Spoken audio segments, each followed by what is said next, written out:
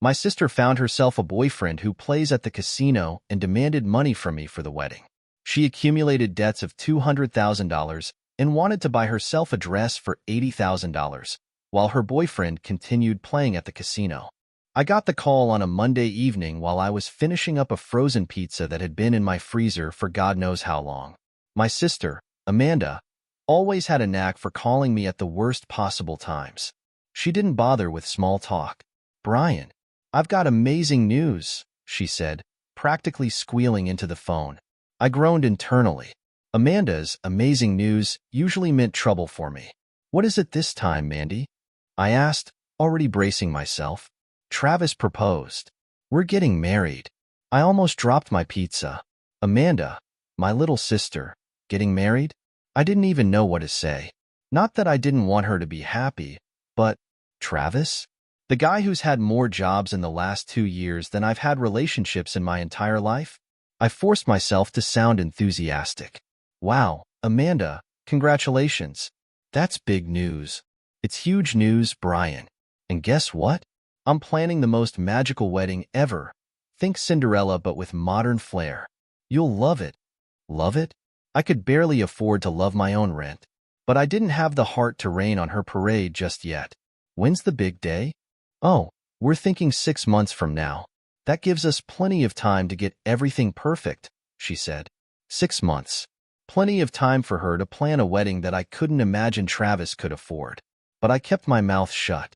Amanda had always been a dreamer, ever since we were kids. She was the kind of girl who planned her wedding down to the color of the napkins before she even hit high school. Travis, on the other hand, was the complete opposite. Laid back to a fault, he couldn't hold down a job longer than 3 months. Last time we talked, he was delivering packages for some startup courier service.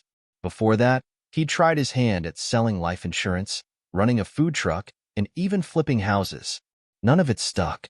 "Travis is amazing," Amanda gushed during one of our family dinners shortly after her announcement. "He's so creative, always thinking of new ways to succeed. I just know he's going to find his groove soon." Mom and Dad, sitting across from her at the table, exchanged a glance. Mom's smile was tight, the way it got when she was trying not to say something she knew would start a fight. Dad, always the peacemaker, just nodded and said, "That's great, Amanda." "Yeah, Travis is full of ideas," I added, not bothering to hide the sarcasm. Amanda shot me a look, but let it slide. The real fun started a week later when Amanda invited me over to her place. "I need to talk to you about something important," she'd said. I showed up expecting her to rope me into some wedding-related task. Instead, she dropped a bombshell. "So, I've been thinking," she began, twirling a strand of her hair the way she always did when she was nervous. "I want you to help me with the wedding budget." "What do you mean, help?" I asked, narrowing my eyes. "Well, Travis and I are a little tight on cash right now. You know, with him switching jobs and me still paying off my student loans. I was wondering if you could contribute." "Contribute?" I repeated, my voice rising. "Amanda, weddings cost a fortune. How much are we talking here?" She bit her lip. "I don't know. Maybe 10,000? I nearly choked. $10,000? Are you insane? "Brian, please," she pleaded. "This is my dream wedding. I'll pay you back eventually, I promise." "Eventually?" "Amanda, I'm not made of money." I snapped. "Have you even talked to Travis about this?" She hesitated, and that was all the answer I needed. The next time I saw Travis, I couldn't hold back. He'd shown up at my place with Amanda, and they were both full of ideas about flower arrangements and catering options. "Travis, can I talk to you for a second?" I asked, pulling him aside. "Sure, man. What's up?" he said, flashing his usual easygoing grin. "What's up is your fiancée thinks I'm her personal ATM," I said bluntly. "She's asking me for 10 grand for this wedding. Did you know about that?" His smile faltered. "Well, I mean, weddings are expensive, right? And your family—" "Don't even start with the family card," I interrupted. "You're the one marrying her. Shouldn't you be the one figuring out how to pay for it?" "Look, Brian, I get it," he said, his tone defensive now. "But things have been rough lately. I lost my job at the courier service, and the market's tough right now. I'm trying, okay? Trying." That's all Travis ever did, try, but never succeed. I wanted to scream, but I didn't want to make a scene in front of Amanda. Instead, I took a deep breath and said, "You need to get your act together, man. If you can't afford this wedding, then maybe it's time to scale back." Just when I thought things couldn't get worse, they did. A few weeks later, Amanda called me in tears. "Brian, it's all falling apart," she sobbed. "What's falling apart?" I asked, my stomach sinking. "Travis. He's been lying to me. He said he got a new job last month, but he didn't. He's been borrowing money from his friends and gambling it away." My jaw dropped. "Gambling? Are you serious?" "I don't know what to do," she cried. "I love him, but how can I marry someone I can't trust?" For once, I didn't have an answer. Amanda's fairy tale wedding was quickly turning into a nightmare, and I was stuck in the middle of it. It started with a seemingly harmless dinner invitation from my mom, Linda. "Just a casual family dinner," she said. I should have known better. Family dinners with my mom were never casual, especially when Amanda was involved. I showed up at her house on a Friday night, greeted by the smell of her famous lasagna and the sight of Amanda and Travis already seated at the table. Mom was fluttering around the kitchen, humming to herself, clearly in an unusually cheerful mood. Dad was seated quietly, as he usually was during these kinds of events, sipping on his glass of red wine and reading the paper. We were halfway through the meal when Mom cleared her throat. "Brian, you've always been such a good son," she began, her tone saccharine sweet. I paused mid-bite. Thanks? And you know how much family means to all of us," she continued. "Mom, where are you going with this?" I asked, already wary. "Well," she said, placing her fork down delicately, "Amanda's wedding is such a special occasion. And since you don't have a family of your own, I thought maybe you'd want to help your sister out with some of the costs." I almost choked on my lasagna. "Excuse me? It's not like you have kids to worry about or a wife to support," she said, her voice calm but dripping with implication. "You're in such a good position to help." "Mom, I have my own bills, my own life," I protested. "I'm not exactly rolling in cash." "Brian, it's just a suggestion," she said, but her eyes were firm. "Family helps family. And Amanda has always looked up to you. It would mean so much to her." Amanda, of course, jumped in. "It's just for a few things, Brian. Nothing major. I wouldn't ask if it wasn't important." I looked at Travis, hoping he'd back me up, but he was busy shoveling lasagna into his mouth like it was the last meal he'd ever have.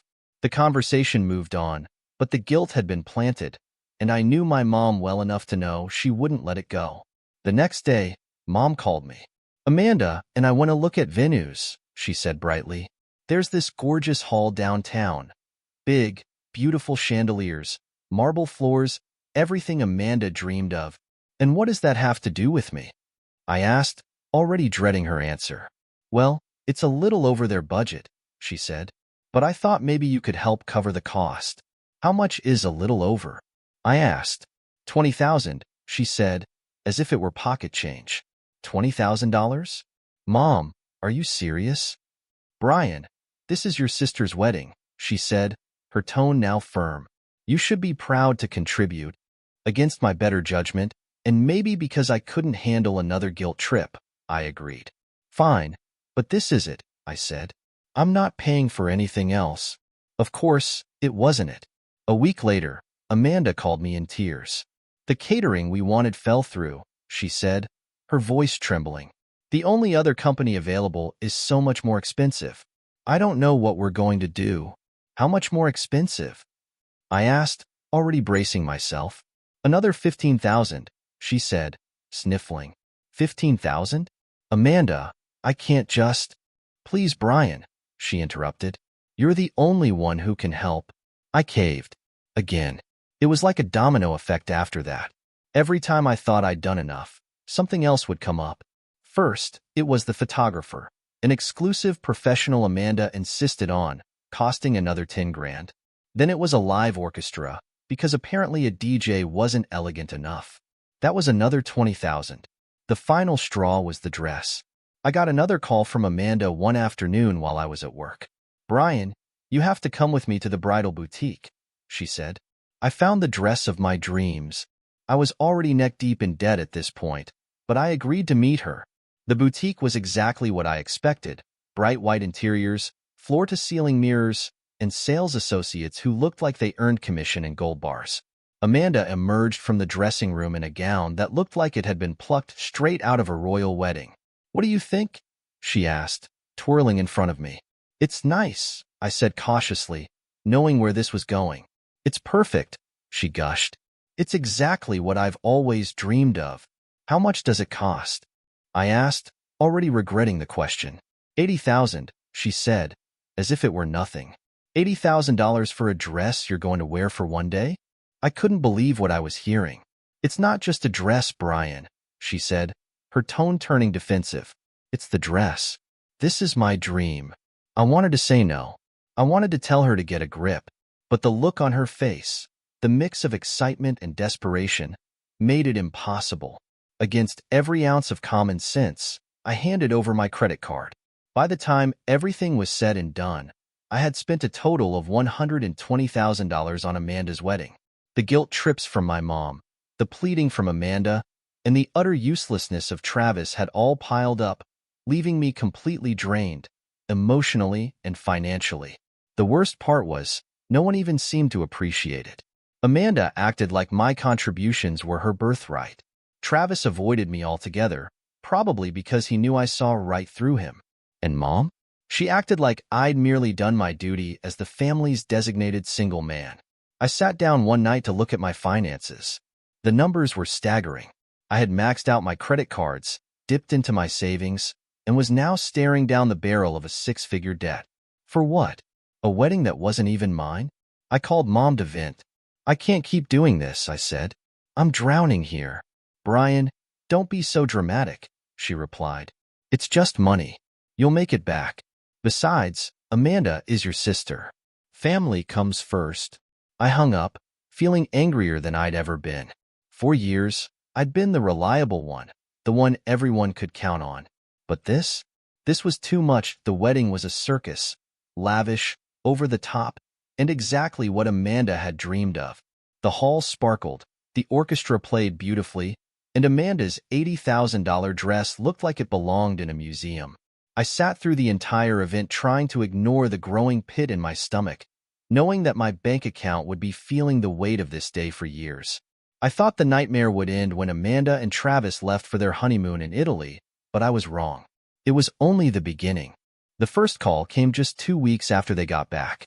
I was at work, trying to focus on a project that was already overdue, when my phone buzzed. It was Amanda. "Brian, I need your help," she started, not even bothering with a hello. "What's wrong now?" I asked, already bracing myself. "It's the apartment. The rent's due, and we're short this month. The landlord said he'll evict us if we don't pay by tomorrow." I sighed. "Amanda, you just got back from a 2-week honeymoon. How are you already out of money?" "We had a lot of unexpected expenses, okay? Flights were more expensive than we thought, and then Travis lost his wallet in Florence, so I had to cover everything. I'm still trying to catch up," she explained in a rush. "And Travis? What's he doing about this?" I asked. "He's trying, Brian. You know how unstable his work has been lately. He's looking for something more consistent, but it's tough out there." I pinched the bridge of my nose. "How much do you need?" "Just $1,800 to cover the rent." "I swear I'll pay you back." Against my better judgment, I agreed. "Fine, but this is the last time," I said, even though I knew deep down it wouldn't be. A month later, my phone buzzed again. This time, Amanda sounded frantic. "Brian, my car broke down. The mechanic says it's going to cost $3,000 to fix. I need your help." "Are you kidding me, Amanda? I just helped you with rent last month," I said, my frustration bubbling to the surface. "I know, but this is an emergency. I need my car to get to work. Please, Brian, you're the only one I can count on." "What about Travis?" "He's your husband," I shot back. "He's trying, okay? He's been picking up freelance work, but it's not enough. And we've got other bills piling up. Please, Brian, I'm begging you." Once again, I caved. I transferred the money, knowing I'd regret it. The pattern continued for months. Every time I thought I'd seen the last of their financial crises, Amanda would call me with another urgent request. Rent, utilities, car repairs. It never ended. And Travis? He was always conveniently trying to get his act together, but I started noticing a disturbing trend. Every time I visited their apartment, there was a new gadget sitting in their living room. A state-of-the-art gaming console, a high-end sound system, a brand new 70-inch TV. It was like walking into a tech store. One night, I decided to confront him.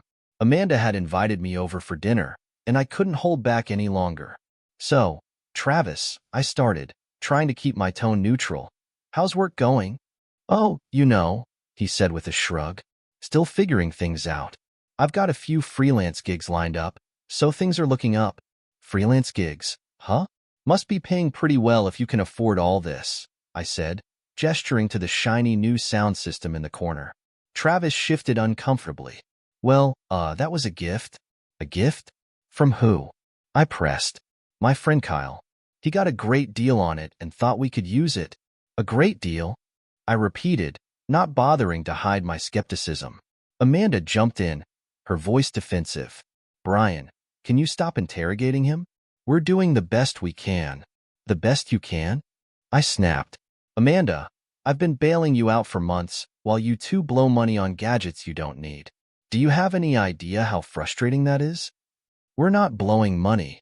Amanda shot back. We're just trying to live a normal life. A normal life? Amanda, normal people don't spend $120,000 on a wedding and then expect someone else to pay their rent. Travis stood up, his face red. You know what, Brian? If you're so unhappy about helping, then maybe you should stop. Maybe I should, I said, grabbing my coat. But don't come crying to me when you can't keep the lights on. The next day, I got a call from my mom. Brian, what did you say to Amanda and Travis last night? She demanded. I told them the truth, I said. I'm tired of being their ATM. Brian, they're struggling. You don't understand how hard it is for them right now. No, Mom, I do understand.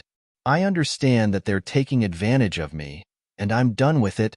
Brian, they're family, she said, her voice heavy with disappointment. Family helps family. I've done more than enough, Mom. If they're so desperate, maybe they should sell some of those gifts Travis keeps getting. Mom didn't have a response to that. She just sighed and hung up. A few weeks later, Amanda called me again.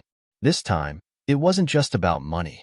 Brian, I need to talk to you, she said, her voice unusually quiet. What now? I asked, my patience wearing thin. It's Travis. He's been hiding things from me. What kind of things? He's been gambling again, she admitted, her voice breaking. I found out he's been taking out loans behind my back. We're in so much debt, Brian. I don't know what to do. I felt a mix of anger and pity. Amanda, I warned you about him. You should have seen this coming. I know, she said, sobbing. But I love him. I thought he'd change. I didn't know what to say. For months, I'd been pouring money into their sinking ship, and now it felt like I'd been complicit in enabling Travis's behavior. I wanted to help Amanda, but I was done being the solution to their endless problems. The situation escalated when a debt collector showed up at my door one evening, asking if I knew where Travis was. Apparently, he'd skipped out on a payment for a personal loan, and now they were trying to track him down. I gave them Amanda's address and slammed the door, feeling a surge of satisfaction for the first time in months. When I called Amanda to tell her what had happened, she broke down completely. Brian, I'm scared. What if they come after me next? Maybe it's time to face reality, Amanda, I said. You married a guy who can't take responsibility for anything. You need to stop enabling him.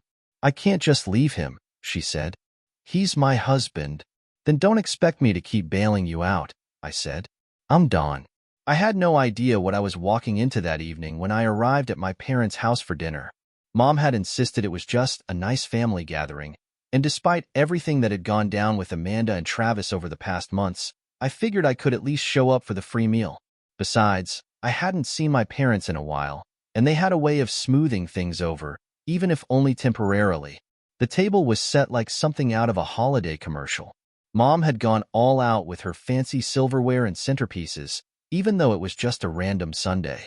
Amanda and Travis were already there, seated side by side like a united front, which instantly put me on edge.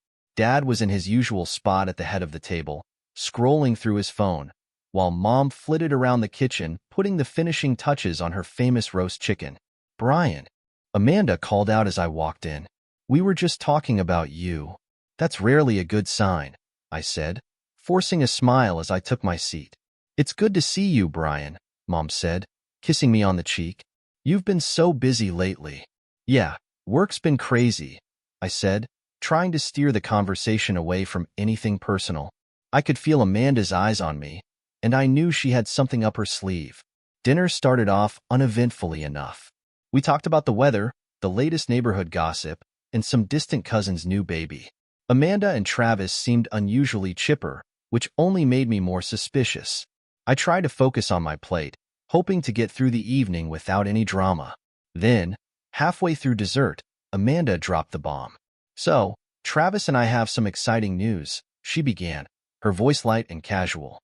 "We've decided it's time to buy our first house." Mom and Dad immediately perked up. "Oh, that's wonderful," Mom said, clapping her hands together. "Do you have a place in mind?" "We've been looking at this gorgeous 3-bedroom in the new Maple Ridge development," Amanda said, her eyes practically glowing. "It's perfect, big backyard, open-concept kitchen, lots of natural light. It's exactly what we've always wanted." "That's great, Amanda," I said cautiously. "But isn't that a little out of your price range?" "Well, that's the thing," she said, turning to me with a smile that I immediately distrusted. "We've saved up some, but we still need a little help with the down payment." I froze, my fork halfway to my mouth.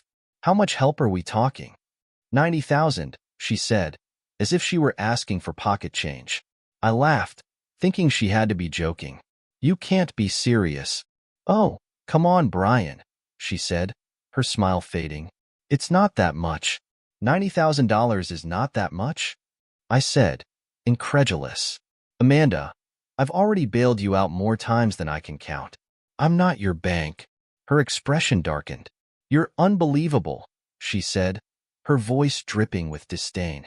"You don't have a family, you don't have kids, you don't have any real expenses. What are you even doing with your money?"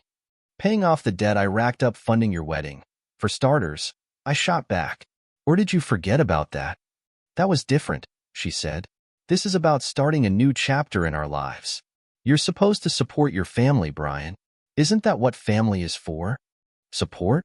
Amanda, I've done nothing but support you," I said, my voice rising. "And what do I get in return? More demands, more guilt trips, and now you want me to fork over 90 grand for a house you can't afford?" "No, absolutely not." The tension in the room was suffocating. Amanda glared at me, her face red with anger, while Travis sat silently, looking like he wanted to disappear.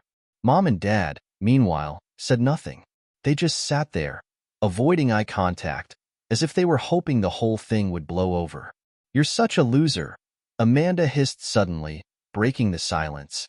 "You're selfish and pathetic. No wonder you're alone. Who would want to be with someone like you?" The words hit me like a punch to the gut. For a moment, I couldn't even speak.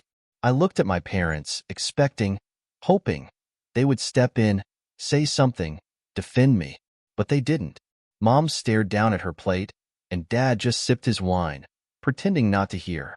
"Wow," I said finally, my voice shaking with anger. "That's how you really feel, huh? You said it yourself. You've got nothing else going on in your life," Amanda said, her tone icy. "The least you could do is help the people who actually matter." "That's enough," I said, standing up. "I've had it with you, Amanda. And you know what? You're right, I don't have to help you. I don't owe you anything."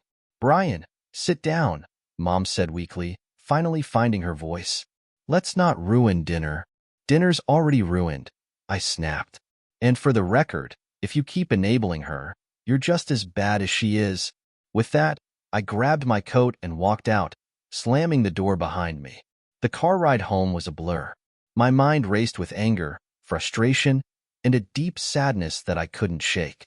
Amanda's words played over and over in my head, each one cutting deeper than the last. But what hurt most was my parents' silence. Their refusal to stand up for me, to even acknowledge what Amanda had said, felt like a betrayal. When I got home, I poured myself a stiff drink and sat in the dark, trying to calm down. My phone buzzed with a text from Mom. "Brian, please don't be upset. Amanda didn't mean it. She's just under a lot of stress." I didn't respond. I didn't know if I ever would. The next morning, Amanda called me. I let it go to voicemail. A few minutes later, another text from Mom. "Brian, can we talk? Amanda feels terrible about what happened. Did she? Or was this just another attempt to guilt me into doing what she wanted?" Either way, I was done. For the first time in my life, I realized I didn't owe Amanda, or anyone else in my family, anything. And no amount of guilt or manipulation was going to change that. The morning after the disaster of that family dinner, I woke up to a sense of clarity I hadn't felt in months. Amanda's entitled demands, Travis's empty promises, and my parents' silent complicity had pushed me to a breaking point. It wasn't just about money anymore. It was about boundaries, respect, and my own self-worth. I knew I had to take a stand. I drafted a message, straightforward and final. "Amanda, I can no longer provide financial support for you or Travis. This includes rent, bills, or any other expenses. You need to figure out your own life. Do not contact me asking for money again." I hit send and blocked her number. It felt like a weight had been lifted. Less than an hour later, Mom called. "Brian, what is this message you sent Amanda?" she demanded. "She's devastated." "She'll live," I replied coldly. "I'm done, Mom. I've supported her and Travis long enough. It's time they stand on their own." "She's your sister," Mom said, her voice rising. "You can't just abandon her like this." "Abandon her? Mom, I've bailed her out of more messes than I can count. I'm $120,000 in debt because of her wedding. She and Travis need to take responsibility for their lives." "Brian." "No, Mom," I interrupted. "I've made my decision. I'm done." I hung up before she could argue further. A week later, I found out through a mutual friend, Jessica, that Amanda had started a GoFundMe page. The headline read, "Help Amanda and Travis achieve their dream of homeownership." Jessica sent me the link, and I couldn't resist clicking on it. The page was filled with pictures of Amanda and Travis, smiling and holding hands in front of what I assumed was the house they wanted to buy. The description was a melodramatic plea. "We've been through so much and need a little help to start this new chapter in our lives. Every dollar counts." I checked the donations. The total was a whopping $120, mostly from a few of Amanda's friends and a couple of distant relatives. Jessica called me later that day. "Did you see it?" she asked, trying to stifle her laughter. "I did," I said. "What a joke." "She's telling everyone you abandoned her," Jessica said. "She's making you sound like some kind of villain." "Let her," I said. "I'm done playing her games." 2 months later, I received a summons. Amanda was suing me, claiming I had promised to provide financial support indefinitely and that I had violated that agreement. I hired a lawyer, Megan, who specialized in family disputes. She was sharp, confident, and didn't mince words. "This is ridiculous," she said after reviewing the case. "There's no legal basis for her claim. She's grasping at straws." The court date arrived quickly. Amanda showed up with Travis, who looked uncomfortable, and her lawyer, a younger guy who seemed just as unprepared as they were. Mom and Dad were in the audience, sitting quietly and avoiding eye contact with me. Amanda's lawyer opened with a sob story about how I had abandoned my sister after years of financial support, leaving her and Travis in a desperate situation. Amanda cried on the stand, talking about how much she loved me and how hurt she was by my betrayal. When it was my turn, Megan presented records of all the money I had given Amanda over the years, totaling over $120,000. She highlighted the GoFundMe page, pointing out that Amanda was more interested in exploiting others than taking responsibility for her own life. "Mr. Brian has been more than generous," Megan concluded. "But generosity is not a legal obligation. My client is under no obligation to fund his sister's poor decisions." The judge didn't take long to deliberate. "The court finds no evidence to support Ms. Amanda's claim. The case is dismissed," he said firmly. Relief washed over me.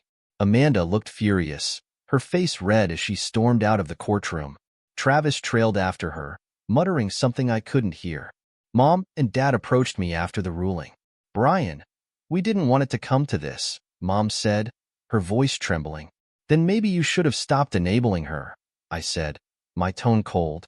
"This is what happens when you let her think the world owes her everything." "Brian," Dad started, but I cut him off. "I'm done, Dad. With Amanda. With this family drama. With all of it. Don't call me unless it's for something real." I walked out without looking back. I thought the court case was the end of it.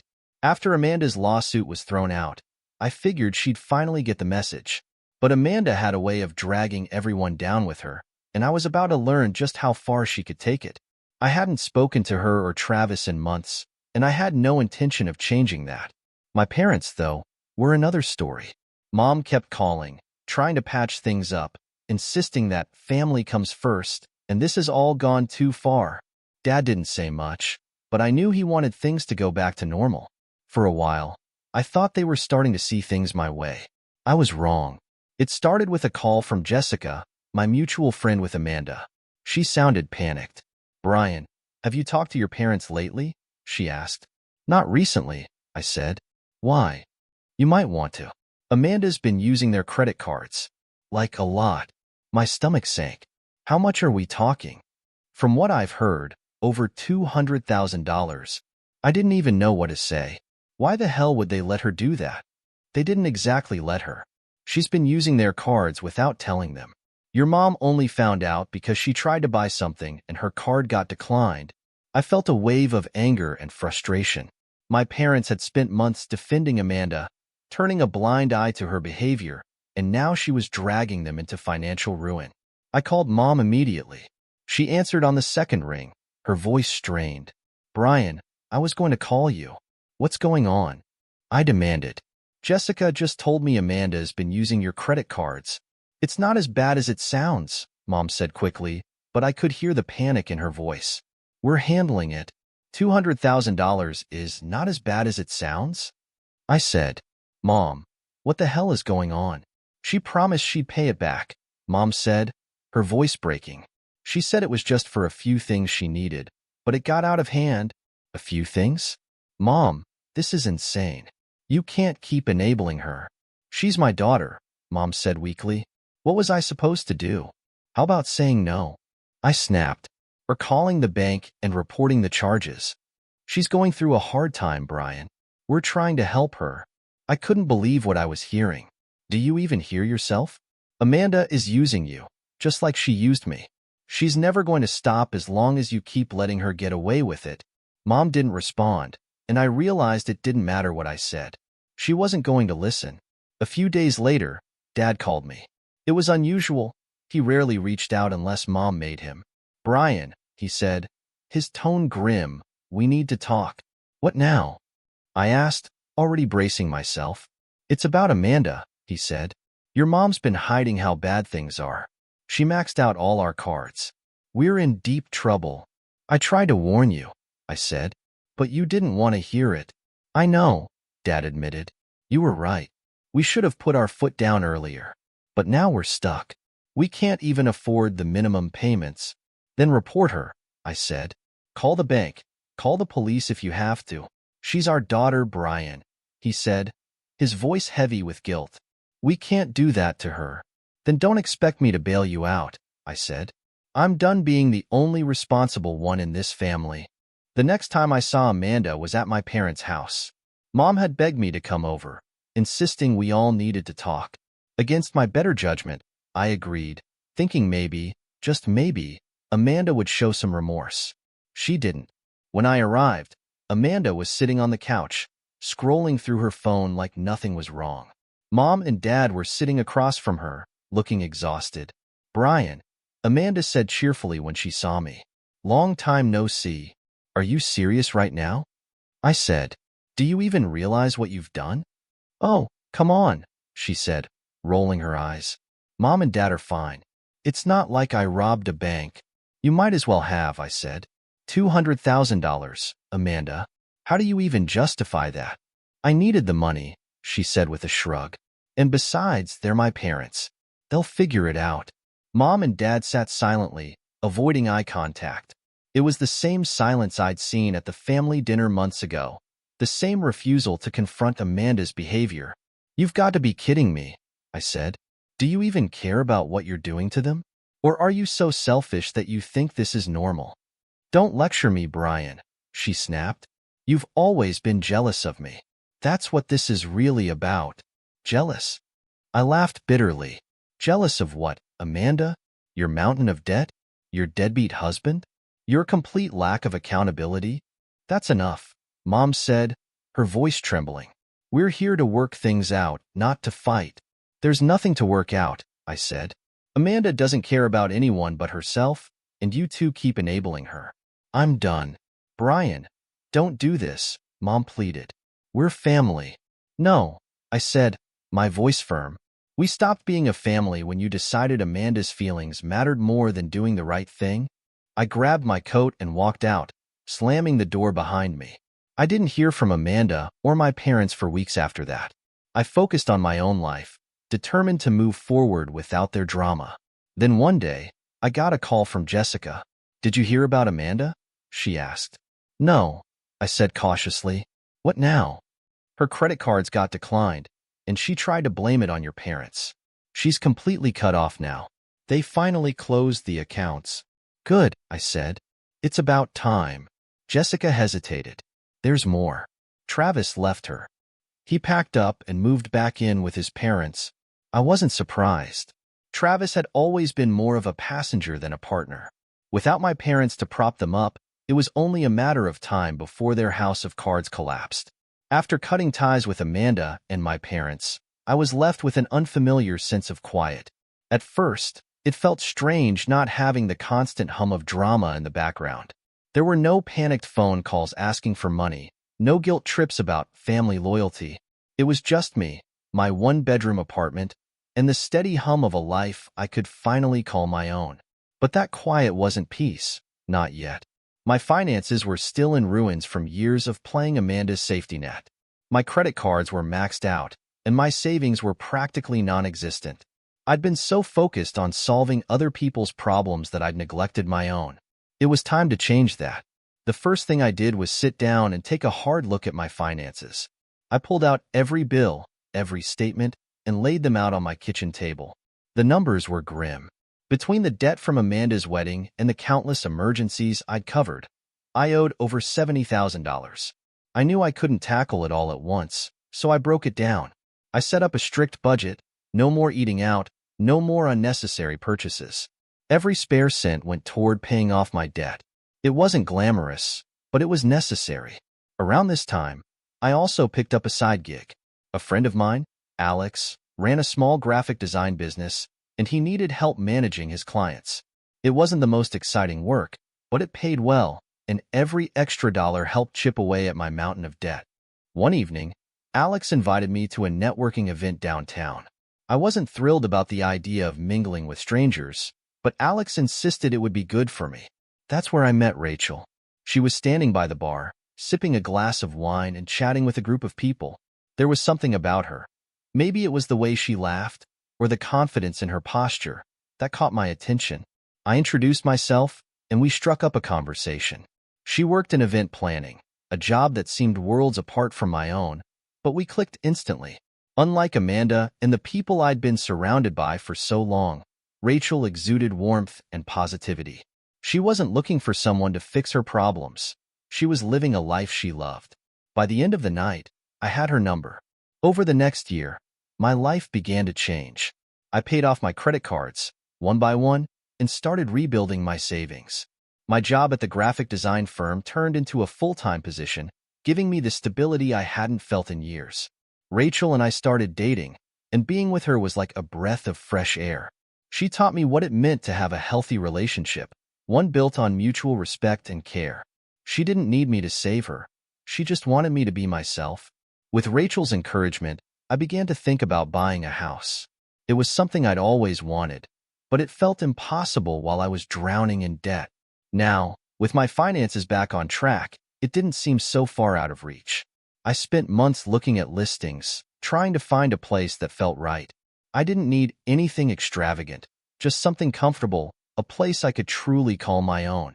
Finally, I found it. A modest three-bedroom house in a quiet neighborhood. It wasn't flashy, but it had a big backyard and a cozy feel that instantly made me picture a fresh start. The price tag was $300,000, a number that would have terrified me a year ago. But now, with my debts paid off and a solid savings account, I felt ready. The day I signed the paperwork, I felt a surge of pride. This was mine. I had earned it. Moving into the house was a chaotic but exciting experience. Alex and Rachel helped me with the heavy lifting, while Rachel's younger brother, Tyler, showed up with pizza and beer. As we unpacked boxes, I realized how much my life had changed. A year ago, I was stuck in a toxic cycle, pouring my energy into people who didn't appreciate it. Now, I was surrounded by friends who genuinely cared about me. That night, as I sat on the porch with Rachel, watching the sunset over my new neighborhood, I felt a sense of peace I hadn't known in years. Over time, I came to understand something important about family. It wasn't about shared blood or childhood memories. Family was about respect, care, and mutual effort. It was about the people who stood by you, not the ones who drained you.